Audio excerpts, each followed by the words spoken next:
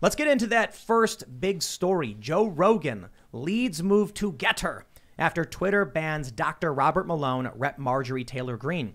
Rogan's move comes after Twitter banned Rep. Marjorie Taylor Greene and Dr. Malone for COVID misinformation. But I don't think Joe Rogan signed up for Getter because of Marjorie Taylor Greene. I think he did it mostly because Dr. Malone told him on his show he was banned, and then he signed up for Getter.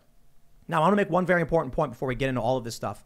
Joe Rogan is the biggest podcast in the world. Even still, after leaving YouTube and iTunes, still the biggest podcast. I got to say, I see his numbers put out by, Spotify compared to Nielsen ratings. Spotify is saying, this is Luke Rudkowski on Twitter. I heard about this guy before. He's pretty good. He's pretty good. Joe Rogan Experience, 11 million viewers per show. Wow. Holy cow. 11 million. That is substantially larger than what we get on this show across the board. True. And we could only hope to ever reach that level of viewership. But that's Joe Rogan. Of course it is. When he says, hey, guys, I'm kind of worried about the censorship. I'm going to get up on Getter. There's going to be a lot of regular people who aren't deeply entrenched in politics who are going to do the same. And this is huge in the battle against censorship. It could be good. Could be bad. Now, it is good, but there could be some bad to it. I'll say this.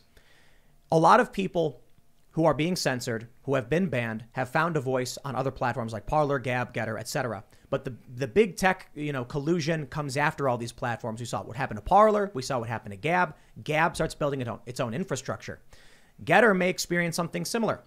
But at the very least, for the time being, if you get banned from Twitter, that's somewhere you can go and see many people talking about, certain ideas. It's not perfect. But I think coming into this year, the big risk is that if we have two separate echo chambers and people can no longer communicate at all, well, then I think the divide in this country is going to get way, way worse. Absolutely. We're having one of the key instrumental figures that created the mRNA vaccine. We're having congressmen and women being banned from expressing their dissent towards the narrative, and they're getting axed. They're getting their ability to talk to their constituents removed away from them by what power, what godlike authority, big tech social media that literally just deemed it to be not appropriate for the general public to hear. I'm sorry. I mean, once you start censoring information, once you stop eliminating the people to even have a debate or an honest conversation, you're on the wrong side of history. And what Joe Rogan has done is he has put people who have been censored in a way where their voice could actually be heard.